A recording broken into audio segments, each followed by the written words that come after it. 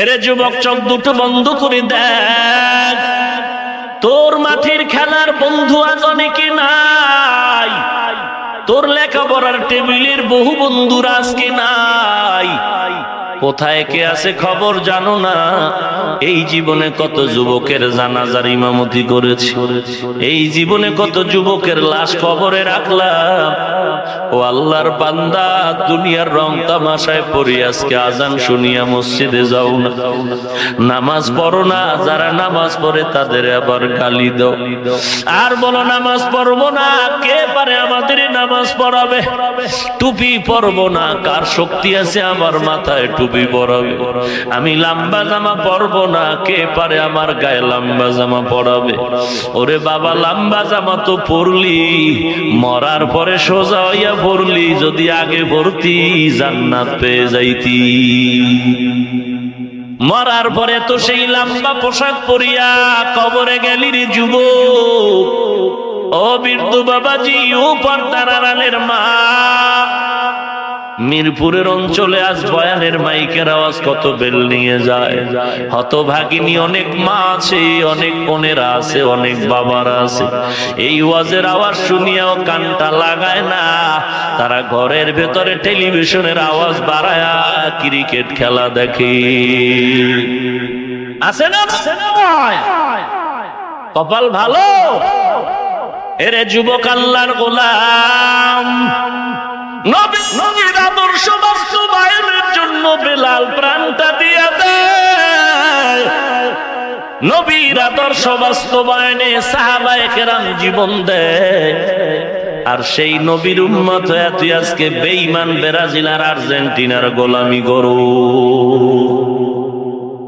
এই বেটা, খোদায় তো ঠাডা ফালান দরকার ছিল এই গরমের ভিতরে, কেন ফালায় না? একমাত্র মায়ার নবী রহমাতুল লিল আলামিনের বরকত।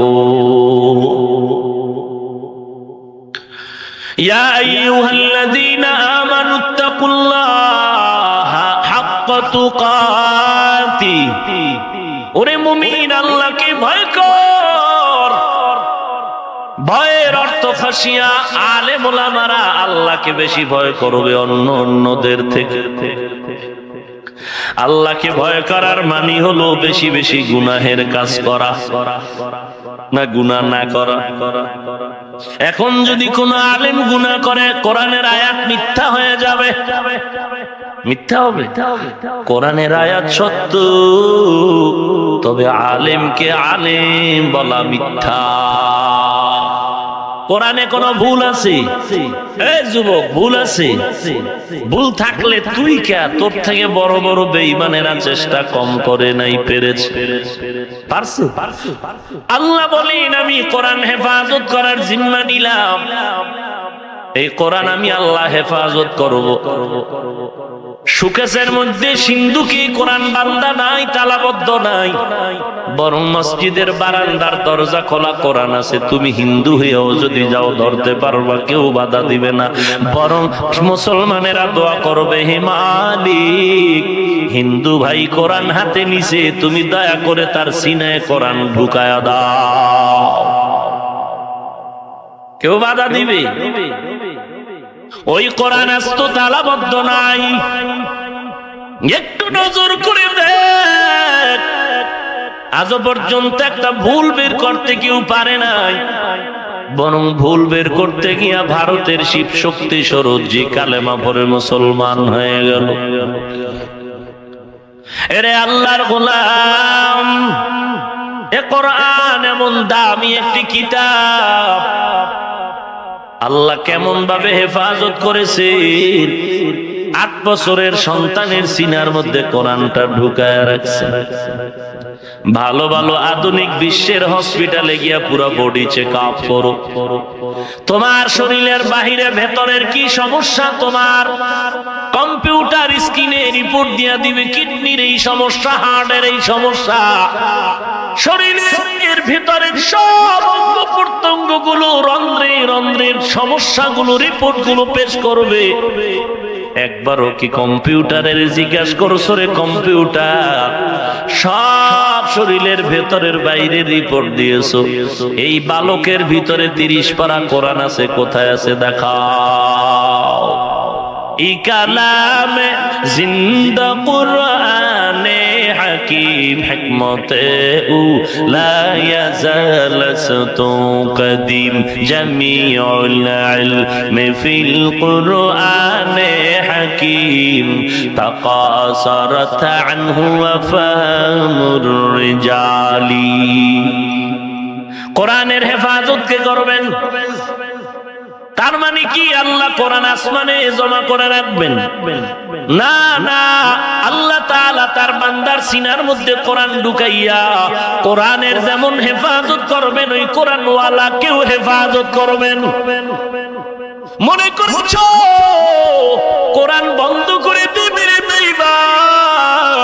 এই জমিনের মধ্যে ইস্টান্ডিয়া কোম্পানি কোরআন বন্ধ করার জন্য কত কাম করেছিল, হাজার হাজার হাজার লক্ষ লক্ষ কোরআনের কপি জ্বালাইয়া দিয়েছে, আজও পর্যন্ত কোরআনের আওয়াজ বন্ধ হয়েছে। কথা বলেন, নূরাল্লাহি বিআফওয়াহিহিম ওয়াল্লাহু মুতিম্মু নূরিহি ওয়ালাউ কারিহাল কাফিরুন।